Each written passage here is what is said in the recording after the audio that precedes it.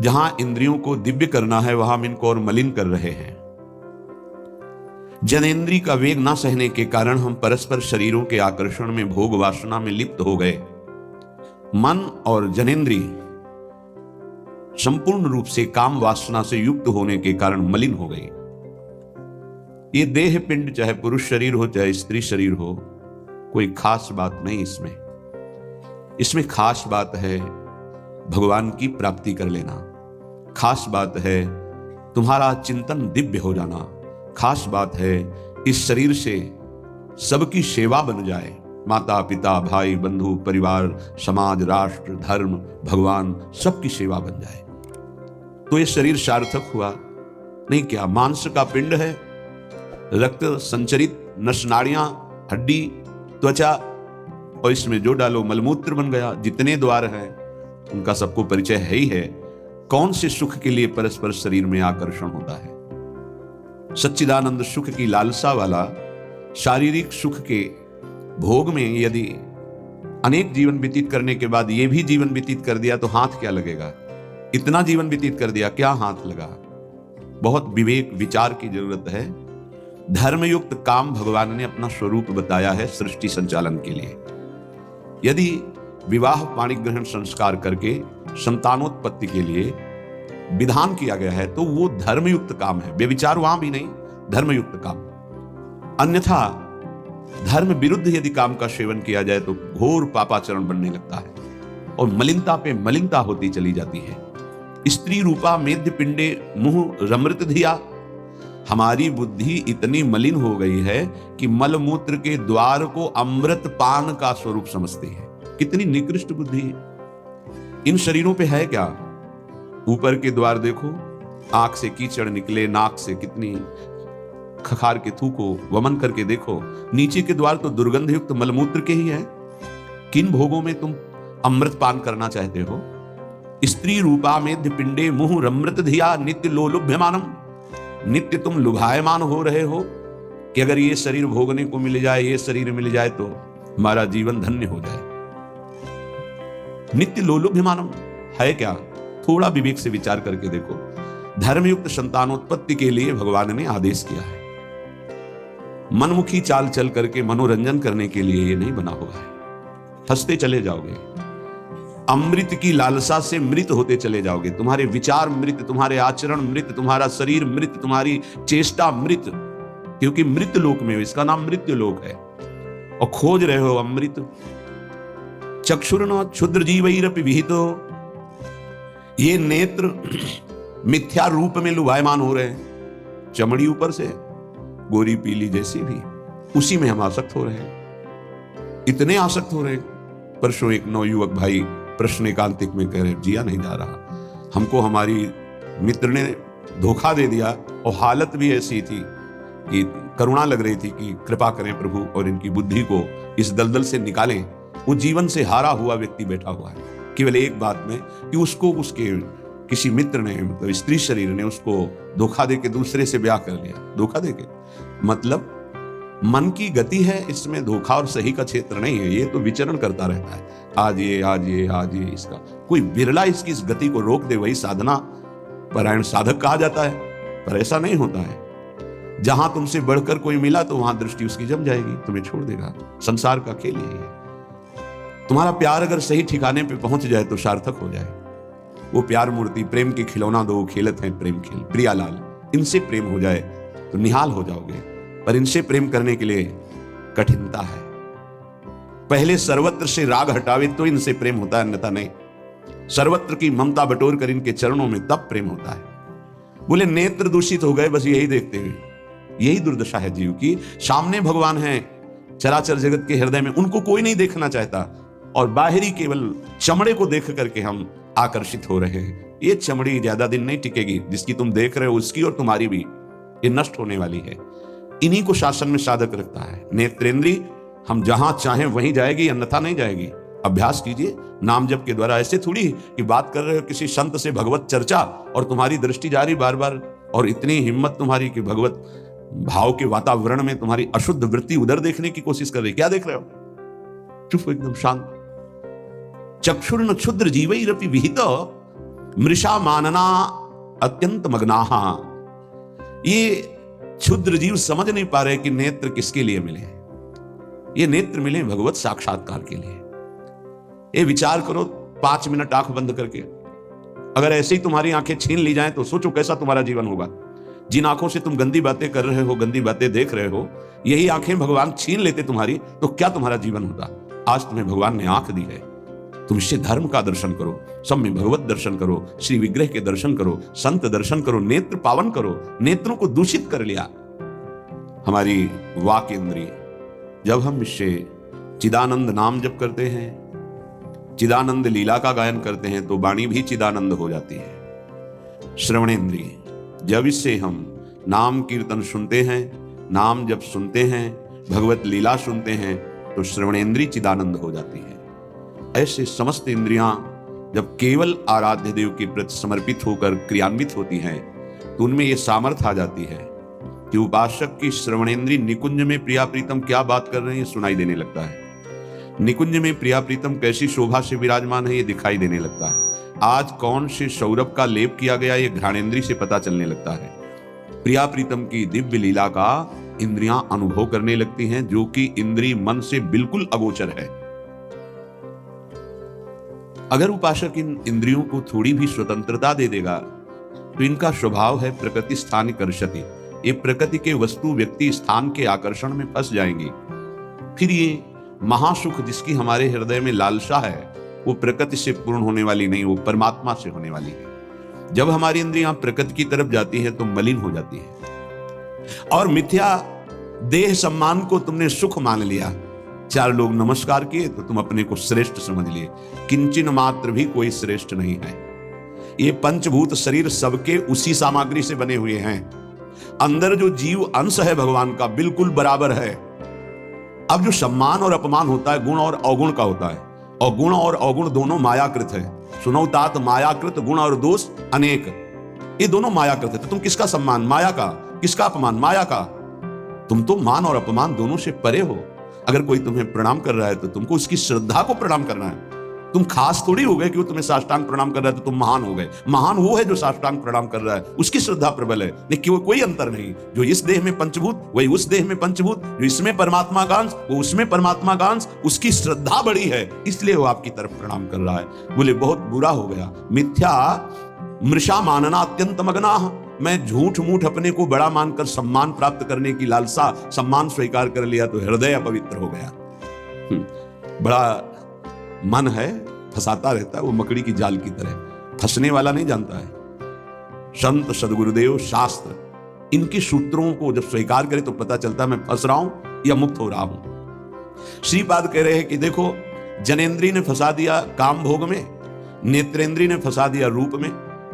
सच्ची अगर सावधान न रहे तो ऐसे ऐसे फंसाव हैं कि जीवन ही नष्ट हो जाता है, पूरा जीवन। और उसको लाख समझा रहे थे, कुछ समझ में नहीं आ रहा था। बस वो ये समझ रहा था कोई आशीर्वाद मिल जाए, जादू टोना मिल जाए कि वो जो हमारी मित्र है वो वापस हमको मिल जाए। बस उसको इतना ही लक्ष्य था। और हम ज्ञान विज्ञान वर्णन कर रहे थे, वो सुनने बैठा था केवल, क्योंकि समझ में आता है ना आप हमारी बात पकड़ रहे हो कि नहीं पकड़ रहे। नेत्रेंद्रिय ने रूपों में फंसा दिया। हृदय मलिन हो गया सम्मान प्राप्त करने की लालसा से। और कह रहे जिभ्या मिष्टान्न निष्ठा विरमति न मनाग वित्त सग्रंथ अनुचितम। जबान आ गई भोजन के स्वाद में, ये मिष्ठान्न है, ये चटपटा है, ये बड़ा स्वादिष्ट है। जिभ्या रसेंद्री यदि भोजन के स्वाद में मगन है तो राधा नाम सुधा रसम का स्वाद नहीं ले पाएगी। उचित आहार जो भगवत प्रसाद रूप है उसको डाल लेते हैं, उसके प्रति हम आसक्त नहीं होते, स्वाद दृष्टि नहीं रखते। पूर्व के संत भगवान के दर्शन होते थे, खप्पर रखते थे नारियल का, नारायण नारायण, दाल खीर रोटी जो भी मिला खप्पर में डाला, मिलाया। स्वाद से मतलब नहीं, प्राण पोषण से मतलब है। और यहाँ धनिया की चटनी अलग, टमाटर की चटनी अलग, भरौआ मिर्च अलग, ये अलग ये अलग, तो फिर राधा नाम सुधा रसम भूल जाओ। ये 2 अंगुल की जबान है, बस इतने में सारा खेल है। यहां से नीचे उतरने पर कोई स्वाद नहीं है, भाई इतने में घुमाने का स्वाद है। और अच्छे अच्छे इसी में फंस जाते हैं। जिसकी रसेंद्री विजयी नहीं हुआ रसेंद्री से, वो हर इंद्री का विजयी होने पर भी विजयी नहीं माना जाता। रसेंद्री विजयी जनेंद्री विजयी जरूर होगा, और रसेंद्री जनेंद्री विजयी संपूर्ण इंद्रियों का विजेता माना जाता है। धैर्यवान उसे ही कहते हैं जो 2 इंद्रियों को काबू में कर ले, रसेंद्री और जनेंद्री। रसेंद्री मिष्टान्न आदि भोग पकवान पाने के लिए लोलुप जीवन हो गया, पेट बढ़ करके छाती से 1 बीता ऊंचा हो गया है, उठने बैठने में दिक्कत होती है, पर पाने के समय और कितना अधिक पाया जा सके, ये स्वाद वो स्वाद वो स्वाद कितना पाओगे, मर जाओगे पाते पाते, फिर भी तृप्ति नहीं होगी। बहुत विचित्र वासना है, बहुत विचित्र वासना है। चित्त वित्त सग्रंथ अनुचितम, सच्ची बात। आज चरित्र, भगवत धर्म मर्यादा, इसका महत्व धीरे धीरे समाज से हटता जा रहा है, धन का महत्व होता जा रहा है। क्या दुर्दशा है, बोले मनाग वित्त सग्र अनुचितम, अनुचित रूप से धन कभी सुखी नहीं हो सकता जो अनुचित रूप से धन प्राप्त करता है। हा वृंदारण्य कान्या भवति मम गतिश् चेदहम त्वत्स्थितोपि, मेरी क्या गति होगी जब मेरी इंद्रियां और मेरा मन ऐसा है। मैं आपका आश्रय लेता हूं, आपका वास स्वीकार करता हूं, मैं समझ गया कि मेरे से अब कुछ नहीं होने वाला, मेरी अनन्य गति आप हो। हे वृंदावन, आप मेरा सुधार कर दो, अब मैं कहीं किसी की ओर नहीं देख सकता, सिर्फ आपका आश्रय लिए हूं। भाव यह है कि हम सब तरह से हीन हैं, हर इंद्रियां हम पर विजय प्राप्त किए हुए हैं। उल्टा इंद्रियों पर हमें विजय प्राप्त करना चाहिए, इंद्रियां हम पर विजयी हो गई हैं, अब हम कैसे मुक्त हो? तो बोले धाम का आश्रय ले लो, बड़ा महत्व है। धाम कृपा करके आपको सत्संग प्रदान करेगा। यदि आप सत्संग के अनुसार सुलझ के चल पावे तो क्या होता है, जन्म जन्मांतर से मलिन बुद्धि होती है और बहुत भागती है बुद्धि। जैसे जंगली नीलगाय देखा हो, गर्दन उठाई भागती चली जा रही, ऐसे ही भागती बुद्धि। अगर इसको कोई रोक सकता है तो गांव में एक लंगड़ बांधा जाता था, लंगड़ समझते हैं, 2 टांगों के बीच में एक मोटा सा लकड़ी का, अब वो भाग नहीं पाएगी ऐसे। गुरु कृपा, गुरु आदेश, गुरु शासन, ये बुद्धि के ऊपर लंगड़ का काम करता है। तुम्हें पता ही नहीं गुरु के हृदय में अनंत माताओं जैसा प्यार होता है। जैसे भगवान गाली देने वाले को भी परम पद देते हैं, उन्हीं के दास हैं वो। किसी का अमंगल संत के द्वारा, गुरुदेव के द्वारा। आपका विचार, आपकी सोच आपको अमंगल के रास्ते पे खड़ा करके और ऐसा धक्का देगी कि शायद है फिर बचा पाने की स्थिति न रह जाए। सगर के जो पुत्र 60,000 थे, भगवान कपिल देव जी का अपराध कर दिया, आश्रम को विध्वंस करने लगे। घोड़ा वहीं बंधा हुआ था, किसी ने बांध दिया था, उनको पता भी नहीं था। उनको लगा कि इन्होंने ही ऐसा किया होगा, हमारा विश्व विजेता घोड़ा इन्होंने पकड़ लिया। बड़ा उपद्रव किया। कपिल भगवान ने कोई शाप नहीं दिया, उनकी तपोशक्ति ने उनको नष्ट कर दिया, भस्म कर दिया। जिनके उद्धार के लिए उन्हीं के वंशजों में क्रमशः आराधनाएं हुई, पर सिद्ध कर पाए भगीरथ जी और भगवती गंगा को लाए और अपने पुरखों का उद्धार किया। जो थोड़ा भी अपनी बुद्धि को तुम भगवत मार्ग से विमुख करोगे, वो आपको फंसाने के सिवा और कोई मार्ग नहीं बता सकते। यहां समिटना है, अपने अस्तित्व को मिटा देना है, प्रभु के चरणों में पूर्ण आश्रित हो जाना है और जीवन मुक्त हो जाना है। ये रास्ता है। यदि हम भगवत मार्ग के पथिक होकर के थोड़ा भी अपने मन के अनुसार चलेंगे तो मार्ग बदल जाएगा। गुरु आज्ञा तज करहि जेबान, यह है अधर्म यह है सब हानि, कान न रसिकन मेरा है। पर जैसे जंगली नीलगाय होती ना, उसको ऊपर कोई शासन बर्दाश्त नहीं, वो जब दलदल में फंसती है तब उसकी चाल रुकती है, अन्यथा नहीं। तो माया प्रपंच का दलदल जब ऐसी बुद्धि वालों को रोकता है, तब उनको याद आता है कि क्या मैं कहीं गलत मार्ग पर चल पड़ा क्या? पर जब तक फंसता नहीं तब तक उसे पता नहीं चलता। माया ऐसी बचाव पक्ष से उसको ले जाती है कि इतनी दूर पहले ले जाऊं कि ये लौट ही न सके, तब बात बनेगी। श्रीपाद कह रहे हैं कि सब इंद्रियों ने, मन ने हमको अपने अधीन कर लिया। अब तो हे वृंदावन आपका सहारा है, बनाया हुआ सिद्धांत है। रही मन देखी बड़न को, लघु न दीजिए डारी, जहां काम आवे सुई, कहा करे तरवारी। और सिद्धांत उन्हीं का बनाया हुआ है। अगर गुरु चरणों में लघुता आ गई तो विश्व ब्रह्मांड में महत्ता स्पर्श ही नहीं कर सकती तुम्हारा। ये हमारी बुद्धि, ये हमारा मन ऐसा सोचता है कि शॉर्टकट से चले धनी बन जाए, शॉर्टकट से चले परम पद मिल जाए, शॉर्टकट से चले बहुत उत्तम सम्माननीय बन जाए। है बहुत शॉर्टकट है। सर्वस्व त्याग और एकमात्र प्रभु का आश्रय। अभी जो चाहो बन जाओगे, पर सर्वस्व त्याग। आज तक जितने भी महापुरुष हुए हैं सर्वस्व त्याग से, सर्वस्व त्याग का स्वरूप किसी के नामे कर देना सब प्रॉपर्टी नहीं, अपना अस्तित्व मिटा देना।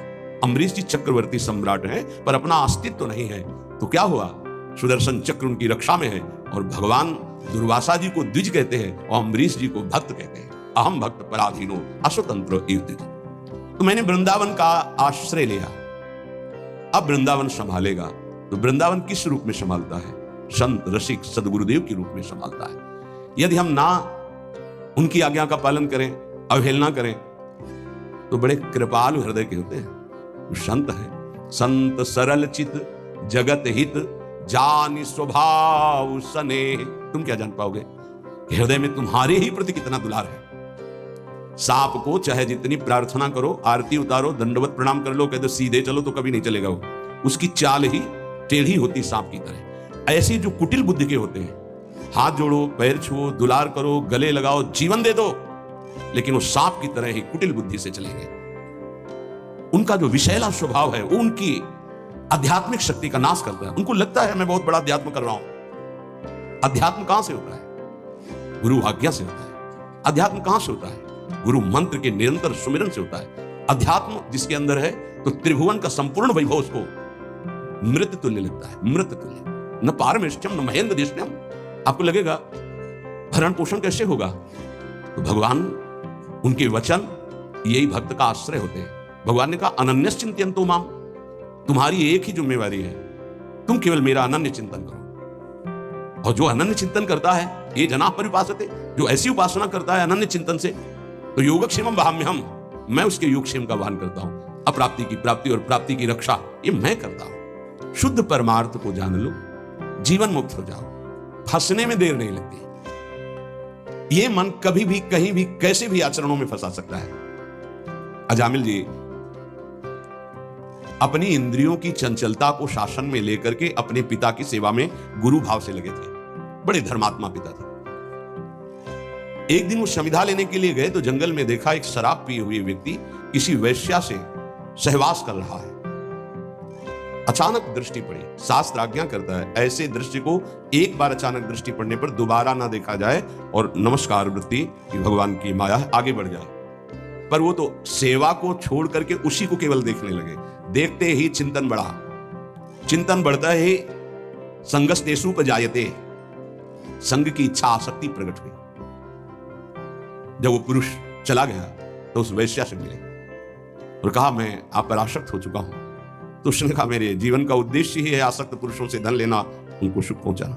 कहा पूरी पिता की संपत्ति सब वैभव लुटा दिया।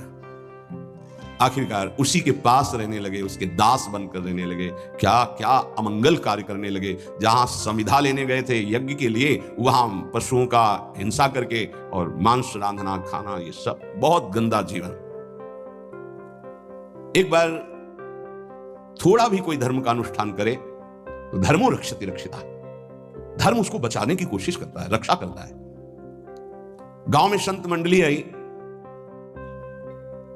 मंडली ने पूछा यहां कोई पवित्र उदार संत सेवी का घर हो तो बताना, वहां आज हम रुकना चाहते। पूरी संत मंडली ठाकुर का भोग लगाएंगे, आरती पूजा और सुबह चले जाएंगे। हाँ, उन्होंने कहा सबसे ज्यादा पवित्र अजामिल है गांव के बाहर, जो वो बगीचा भी सामने वाला उन्हीं का है, वो वैश्या का था। संत स्वभाव विश्वास से होता है। संतों का स्वभाव जो सिद्ध होता है वो विश्वास से होता है। आज तक कभी ऐसा संशय नहीं होता कि आदमी ऐसा बोल रहा है तो इसमें कुछ झूठ भी हो सकता है क्या?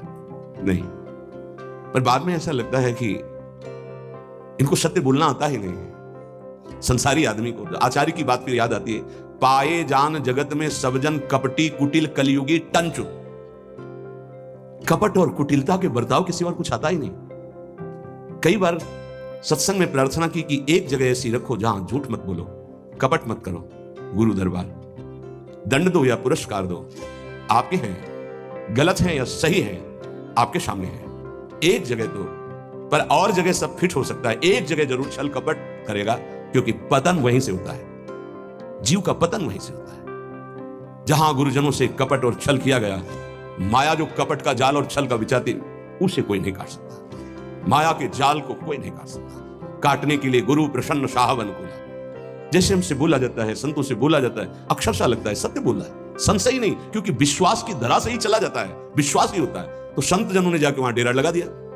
ठाकुर जी विराजमान के आरती पूजा शुरू, इतने में देखा एक मलिन वस्त्र पहने और एक हिरन कांधे पे टांगे अस्त्र लिए हुई अजामिल ने जीव ही संतों को देखा तो संत दृश्य जी में पातक टरी, हृदय एकदम आर्त भाव से रो पड़ा और याद आई वो बात कि जब मैं जवान था तो कैसे धर्म का अनुष्ठान करता था, कैसे मैं पिता की आज्ञा से भगवत आराधना में, हाय मेरा जीवन किस तरह नष्ट हो गया। नजदीक गया, साष्टांग दंडवत। देखते ही संतों ने समझ लिया। उन्होंने कहा भाई ये बगीचा आपका है? बोल भी नहीं पा रहे, बस इशारा किया। हाँ बोले, बताया गया था कि गांव के बाहर एक ब्राह्मण है, बड़े पवित्र हैं, तो आपका ही नाम अजामिल है। बोले प्रभु ये तो आपके साथ उपहास किया गया है, मैं पवित्र नहीं, बहुत नीच पापी हूं। ऐसा धर्म का त्याग करके पापाचरण में वैश्या के मल जैसे अन्न से उदर पोषण करता हूं, ये देख रहे हो आपके साथ, मेरे जैसा पातकी भ्रष्ट कोई नहीं होगा, ये तो आपके साथ उपहास किया गया। उनका भाई अब रात्रि में तो ठाकुर जी नहीं हटाएंगे, यही विराजमान किए रहेंगे, पर आपका कुछ पाएंगे भी नहीं। तो चरणों में लौट गया, महाराज क्या अब भी मेरा उद्धार हो सकता है? हाँ, आखिरी श्वास तक जीव को भगवत प्राप्ति का अवसर दिया जाता है। एक उपाय है, मैं देख रहा हूं तुम्हारे द्वारा वैश्या से एक अभी पुत्र होगा, तुम उसका नाम नारायण रख देना। अब आप यहां से जाएं, हमारी ठाकुर सेवा है, हम सब संत अपने एक नाम कीर्तन पाठ और ध्यान आदि, आप जाएं, आपका मंगल होगा। समय आने पर बालक हुआ, उससे अत्यंत आसक्ति हो गई, जरा सी इंद्रियों की छूट दी तो एक संयमी ब्रह्मचारी नियमनिष्ठ ऐसे भ्रष्ट आचरणों में फंस गया। पिता ने फिर ब्याह भी करवाया था, पर दृष्टि जहां फंस गई फंस गई। कुसंग हुआ तो जीवन बर्बाद हो गया, और सत्संग हुआ तो देखो कैसे परम पद मिलता है।